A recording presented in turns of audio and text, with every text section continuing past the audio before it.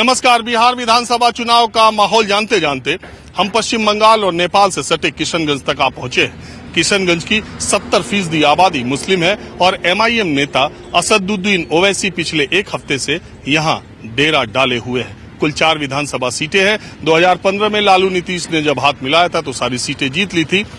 आपको जान के ये अचरज होगा कि 70% मुस्लिम आबादी के बाद भी किशनगंज से एक बार बीजेपी नेता शहनवाज हुसैन चुनाव जीत चुके हैं। तो इस बार किशनगंज का चुनावी माहौल क्या है आपको दिखाते हैं। किशनगंज के कुछ आम लोगों से बात करते हैं।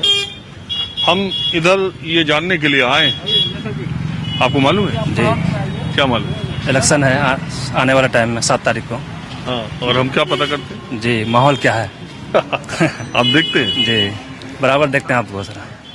तो चलिए आप पहले आप ही से शुरू करते हैं। जी। क्या माहौल है अब की बार तेजस्वी सरकार। इधर? जी। वजह क्या है? वजह बस 15 साल बहुत हो गया, अब नहीं सहना है। बदलाव? जी, बदलाव। तो तेजस्वी ठीक है? जी, बिल्कुल ठीक है। नीतीश कुमार भी तो पहले ठीक थे आप लोगों को? वो ठीक थे, मैं पुराना हो गया ना, बुरा हो गया ना, अब यंग को लाना है। मौलाना आप बताइए। अब जो भी आए जनता का भला करे। 15 साल तक तो इसको देख लिए, अब देखते हैं कि आगे जो आता है वो क्या करता है। सबको मौका मिलना चाहिए। अरे कौन आएगा?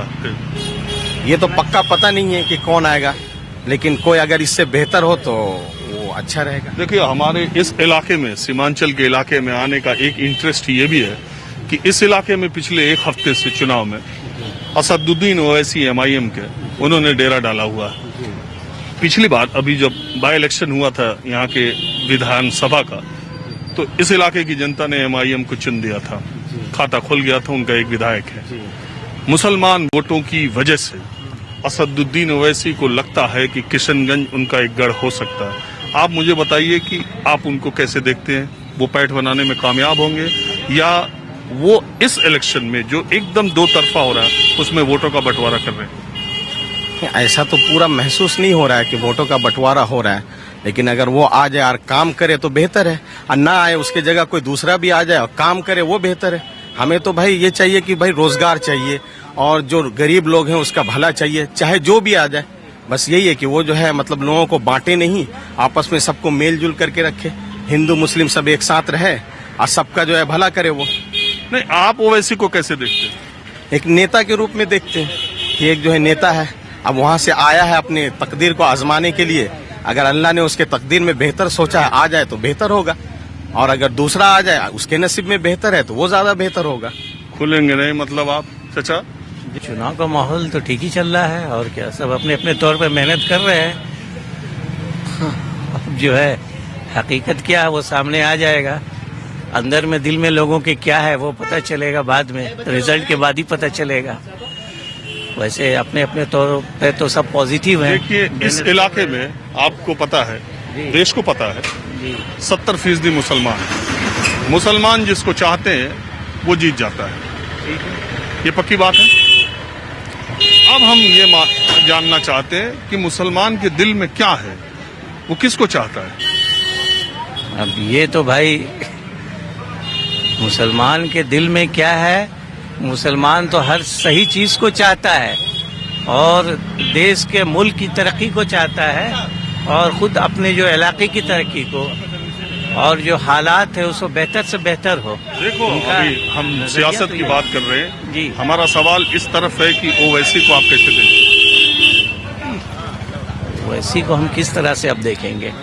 ठीक है, वो कौम का जज्बा रखते हैं वो, लेकिन कहीं कहीं वो जो है जज्बाती हो जाते हैं। थोड़ा सा हमें शिकायत है अपनी बात, क्योंकि हम जिस मुल्क में रह रहे हैं हर चीज को नजर रखते हुए उस हिसाब से हमें चलना है, और अपने मिजाज के हिसाब से हम अगर किसी चीज को चाहेंगे तो मुश्किल है।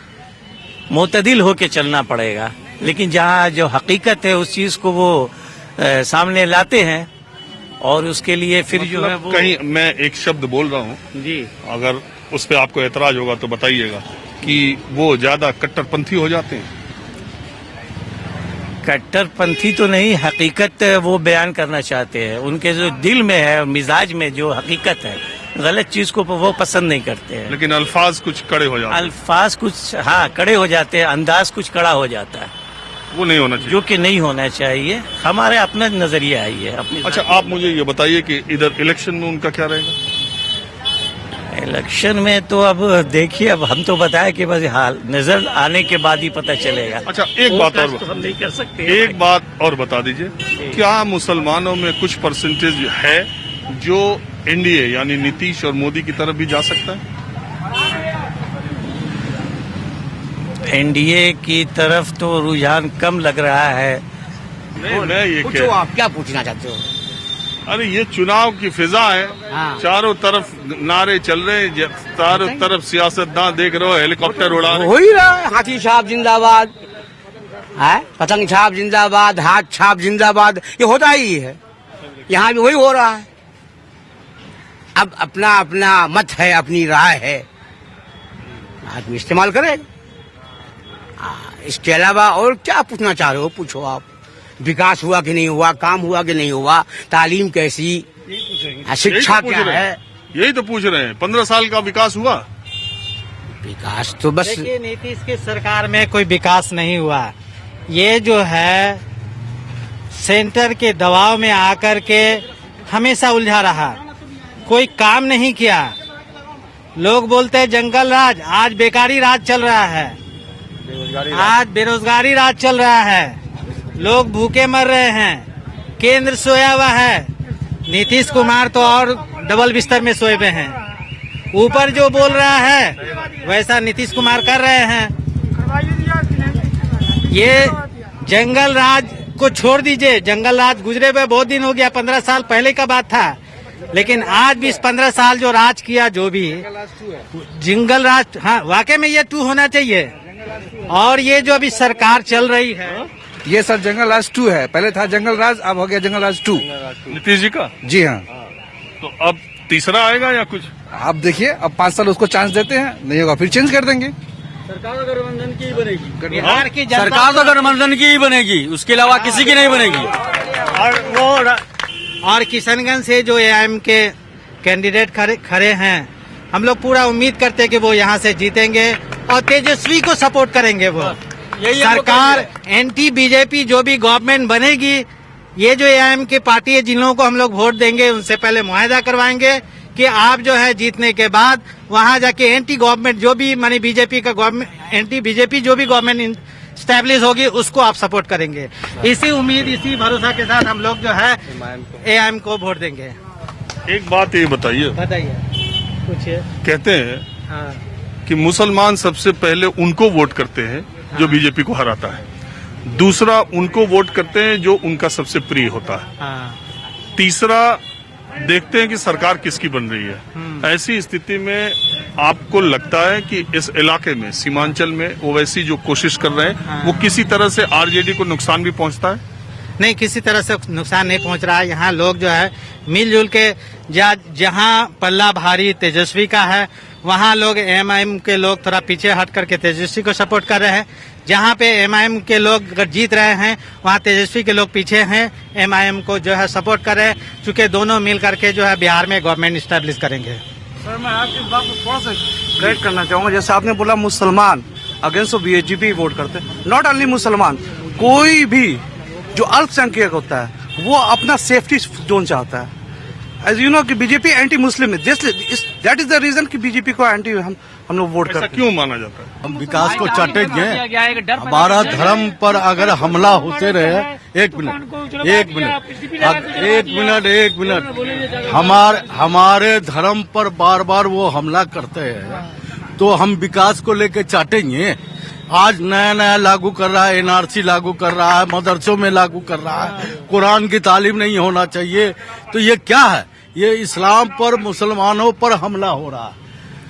ठीक है, सारी दुनिया के मुसलमान फ्रांस के खिलाफ बोल रहा है, और ये मोदी सरकार बोल रहा है कि नहीं हम आपके साथ हैं, तो ये हम समर्थन दे रहे। तो इससे क्या जाहिर होता है? हमारा कौम मार खा रहा आज गैर मुस्लिमों के चलते। आज अगर एक प्लेटफार्म में हम हो जाते ना, तो मोदी सरकार नहीं चलती इनकी, मगर हमारे अंदर फिरका नहीं, लेकिन फ्रांस की जिस घटना का आप जिक्र कर रहे हैं उसका बहुत विरोध भी दुनिया भर में विरोध हम मुसलमान कर रहे हैं, हमारी सरकार नहीं कर रही। हमने जिसको चुन के प्रधानमंत्री देखा मोदी को कि भाई आने वाला भविष्य में मान गई है बीजेपी सरकार दे है इस्लाम के लिए, मुसलमानों के लिए अच्छा काम करेगा। ये तो अच्छा काम नहीं कर रहा है। कानून सिर्फ दे है एनआरसी मुसलमानों पर लागू होगा और किसी पर लागू नहीं हो रहा है। तो ये क्या है? ये मुसलमानों को दिखा रहा है। आज जो है बयान दिया जोगी कि बोले लब जहाद के लिए कानून बनना चाहिए। क्या कानून बनाएगा भाई? मुसलमान गलती करे तो ठीक है, कानून हिंदुस्तान का दो तरह का है। अगर मुसलमान गलती करता है तो उसके लिए आतंकवादी बनाता है, और गैर मुस्लिम हिंदुओं अगर गलती करता है तो उसको बोलता है ये दे है आपको देशभक्त है। हाँ, तो ये क्या दिखाना चाह रहे हैं मुसलमानों के लिए? तो नहीं हुआ ना, विकास क्या हुआ बताइए? 15 साल में क्या विकास हुआ? एजुकेशन सिस्टम कहाँ चला गया? रोजगार कहाँ है? हमारा धर्म मार्केट देख लीजिए, बाजार देख लीजिए, तो हम क्या विकास को चाटेंगे?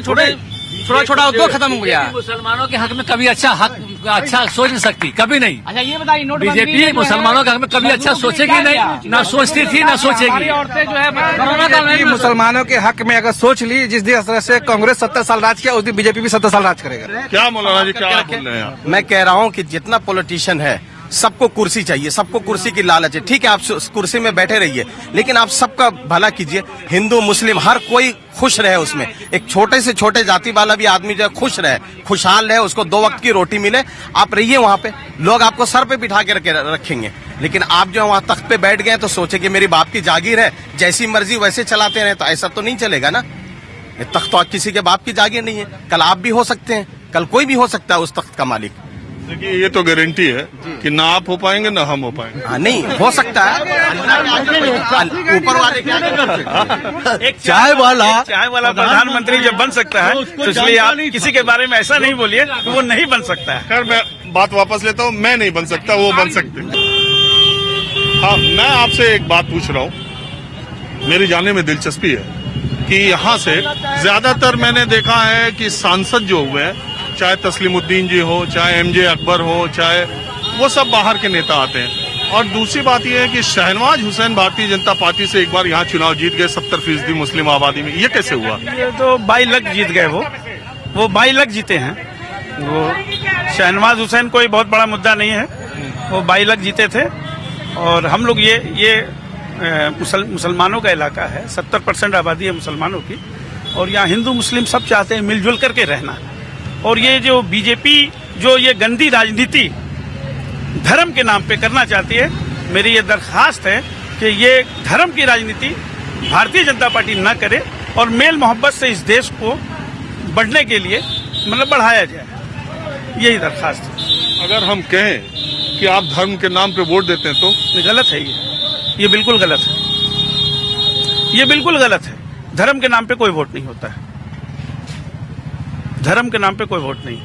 अगर मुसलमान धर्म के नाम पे वोट करती सर, तो कांग्रेस 70 साल पे राज नहीं करता, फिर हम किसी भी मुसलमान को ही देते वोट। 30 साल तक 70 साल कांग्रेस को 30 साल तक हम लोग जेडीयू और आरजेडी को क्यों वोट देते? अगर धर्म के नाम से वोट देते तो। अगर नीतीश कुमार आज भी अगर बीजेपी के साथ नहीं मिलता तो हम लोग उसी को सपोर्ट करते हैं, लेकिन उन्होंने हम लोगों को धोखा दिया। अगर बीजेपी की हुकूमत बिहारियों को पसंद होती तो आरजेडी को वोट नहीं देते, उसी वक्त सीएम बना देते बीजेपी का। लेकिन नीतीश को बनाने का मतलब हम लोग बीजेपी को पसंद नहीं करते, क्योंकि वो जो भी काम करता है मुसलमानों के खिलाफ, दलितों के खिलाफ करता है। हम लोग चाहते हैं कि अमन और शांति से रहे। जहाँ बीजेपी है उस जगह हम साथ देंगे बीजेपी का। नीतीश बोला कि आज तो बोला कि बीजेपी का हम साथ देंगे, आज बोला, आज का न्यूज में, सवेर का न्यूज में। जहाँ तक धर्म के नाम पर वोट देने की बात है, मुस्लिम किसको जिताता है? कांग्रेस में वो एक मुसलमान को नहीं जितवाता है, बीजेपी में वो एक मुसलमान को नहीं जितवाता है, चाहे वो जदयू हो उसमें कोई मुसलमान को नहीं जितवाता है, वो तो गैर मुस्लिम ही को ना देता है। तो फिर ये धर्म के नाम पर कहाँ देता है? वो सिर्फ देखता है कि मेरे लिए कौन काम कर सकता है। हमारे ऊपर जो इतना अटैक होता है मजहब के नाम पर, और तरह तरह के जो है इसमें जो हम लोगों को जब इन्वॉल्व किया जाता है, उस पर जो है वो उसी को देखते हुए हम लोग जो है वोट देते हैं कि कौन काम करने वाला है, कौन काम नहीं करेगा। रह गया ये नीतीश कुमार ने कुछ किया है काम, ये मैं नहीं कहता हूँ कि नहीं किया है। शिक्षा के मामले में काम किया है, जो बच्चों को जो है खाने का, पैसे का उन्होंने किया है पूरा, लेकिन उन्होंने रोजगार में कभी ध्यान नहीं दिया। रोजगार बहुत दूर चला गया, बहुत पीछे चला गया। जहाँ जिस इलाके में 20% जो है रोजगार मिलता था, वहाँ पर अब जो है 5% भी रोजगार नहीं मिलता है। इसीलिए नहीं तो हम ये सोच रहे हैं या पूछ रहे हैं, आपको लगता है क्या कि तेजस्वी बेटर सीएम होंगे नीतीश से? देखिए, तेजस्वी जो भी है अभी वो उतना मैच्योर्ड नहीं है, ये तो मान के चलना है। वो उतना मैच्योर्ड नहीं है, उसके अंदर वो देखिए, एक विधायक हो जाना अलग चीज है, लेकिन एक चीफ मिनिस्टर बन के पूरे बिहार राज्य पर हुकूमत करना, ये बहुत दिल गुर्दे का काम है। मैं समझता हूँ कि अभी उनको थोड़ा सा उनके अंदर कमी है। तो फिर जाए कहाँ, बने कौन? देखिए, मेरी बात सुन करके सभी लोग हंसेंगे और सभी लोग कहेंगे कि ये कौन बेवकूफ से बात करा रहे हैं, लेकिन मेरा तो यही मानना है, चाहे वो कांग्रेस की हुकूमत हो, बात मेरा उल्टा है, सुन करके हंसी लगेगा, चाहे वो कांग्रेस की हुकूमत हो, चाहे बीजेपी की हुकूमत हो, चाहे वो एमआईएम की हुकूमत हो, लेकिन चीफ मिनिस्टर नीतीश का कोई नहीं हो सकता। नीतीश कुमार की तरह? हाँ, नीतीश कुमार सही में अच्छा है, नीतीश कुमार सही में अच्छा है। आज नहीं, आज नीतीश कुमार का ही देन है, यहाँ पर 24 घंटा बिजली रहता है। नीतीश कुमार, अरे छोड़ो ना, नीतीश कुमार का ही देन है, 24 घंटा बिजली रहता है यहाँ। आज नीतीश कुमार का एक ही देन है कि यहाँ बिजली रहता है। आज नीतीश कुमार का देन है। बिहार से ज्यादा बिजली रहता है, बिहार से ज्यादा आज से पार्टी नहीं, पार्टी लेवल पे नहीं, लेकिन पर्सनली अगर एज ए मुख्यमंत्री बेस्ट अगर माना जाएगा तो वो नीतीश कुमार, इसमें कोई शक नहीं है। आज के जितने बिहार के नेता किया है, नीतीश कुमार ने काम किया है, इससे इनकार नहीं कर सकते। उंगली पे गिन लीजिए ना, उंगली पे गिन लीजिए ना कि चीफ मिनिस्टर कौन बन सकता है, किसको आप मानेंगे chief minister? Rahul Gandhi chief minister बनने तो आने से रहे, मायावती तो चीफ मिनिस्टर बनने से रही। वो जो लालू, आप ये कह रहे हैं कि अगर वो लालू रहते, लालू जी खुद रहते, तो फिर उनसे बढ़िया चीफ मिनिस्टर नहीं था। लेकिन इस माहौल में अभी जो पोजीशन है, इसमें नीतीश कुमार, पर्सनली मैं पार्टी की बात नहीं कर रहा हूँ, मैं पर्सनली उनके बारे में कर रहा हूँ, उनसे बढ़िया चीफ मिनिस्टर कोई नहीं हो सकता। सबसे पहले मैं आपका स्वागत करता हूँ। मैं आपको बहुत शौक से देखता हूँ और आपका बहुत शौक से देखता हूँ, और मैं आपको बहुत स्वागत करता हूँ कि आप किशनगंज की सरजमी पे आए। मैं आपका इस्तकबाल करता हूँ पूरी टीम के साथ में। और सबसे पहली बात कि 15 साल में, जो 5 साल में पहले बताया कि नीतीश कुमार जी बहुत अच्छा काम किए, लेकिन 10 साल में जब वो अब दूसरा सवाल पूछूं। मैं ये कहता हूँ, मेरे दिमाग में ये बात आती है कि जब नीतीश कुमार बीजेपी से अलग हुए थे 2013 में, वो थाली खींच लिए थे, आपको याद ही होगा किस्सा। उसके बाद वो लौट के आए, उन्होंने बीजेपी से अपना संबंध खत्म कर लिया, लालू यादव जी के साथ हाथ मिला लिया, गवर्नमेंट बन गई 11 महीने 12 महीने जो भी चली। उसके बाद उन्होंने फिर बीजेपी से हाथ मिला लिया।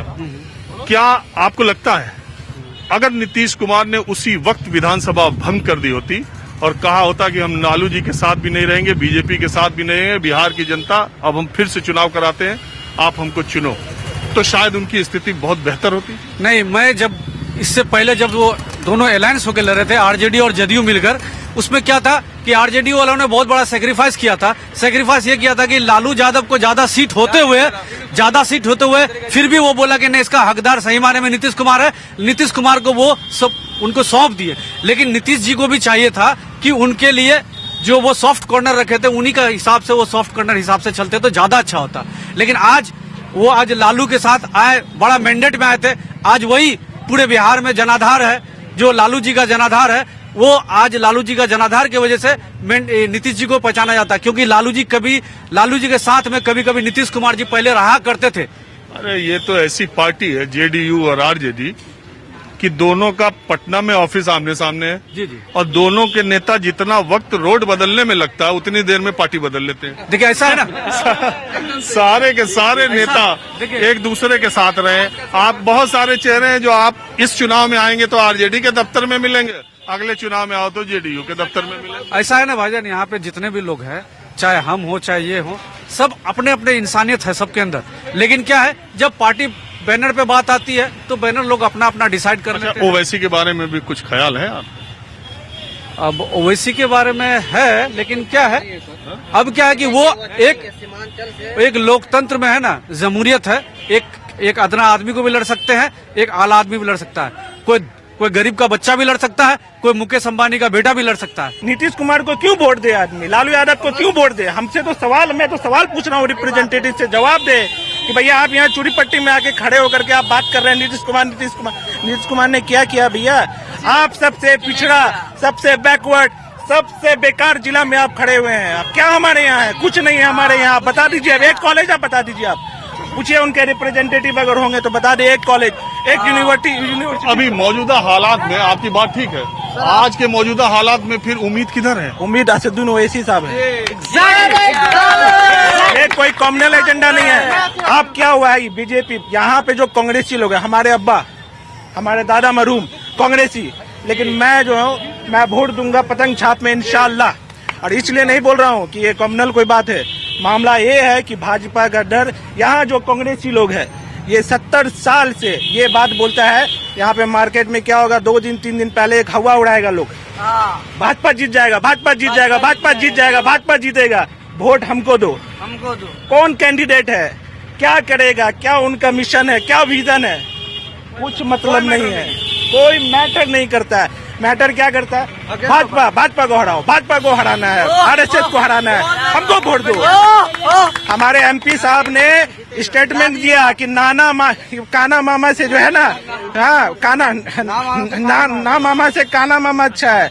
मतलब आप किसी अंधे बहरे गूंगे किसी को भी आप एक लेजिस्लेटिव जो है आप पावर दे दीजिए, वो सिर्फ और सिर्फ आपको आके बोलेंगे, बाबू चूड़ी पट्टी में हो, तुम लोग मुसलमान हो, तुमको भाजपा से हम बचाएंगे। तो हमारे यहाँ जो है हिकमत और बुजदिली है, हमारे गार्जियन को बुजदिल बना दिया है लोग। 99% यूथ जो है, 99% यूथ कह रहे कि एमएलए एमपी के काम पे नहीं जाते, वो जाते हैं कि जड़ से चल जाते हैं, यहाँ से बीजेपी जीत जाएगा। हाँ जी, आप बताओ, आप यंग हो, आप बताओ। सर सबसे पहले तो किशनगंज में आपका स्वागत है, और हम रेगुलर ही आपका चैनल भी देखते हैं न्यूज़ 24, और आपका माहौल क्या भी बहुत धन्यवाद, बहुत हमेशा देखते हैं। अब ये चीज़ अलग चीज़ है कि लोग एक तरफ आपको ले जा रहे हैं, लेकिन ऐसा कुछ नहीं है, माहौल बहुत बढ़िया है यहाँ का किशनगंज का। और कहीं नहीं ले जा रहे, सब अपनी अपनी बात कर रहे हैं, हम तो ऐसे ही बात करते थे। हम ये कहेंगे कि जो भी होगा यहाँ बहुत अच्छा होगा, क्योंकि आरजेडी अपनी जगह बहुत अच्छा है, भाजपा वाले से किसी को नाराजगी नहीं है, वो भी कर रहे हैं अपना।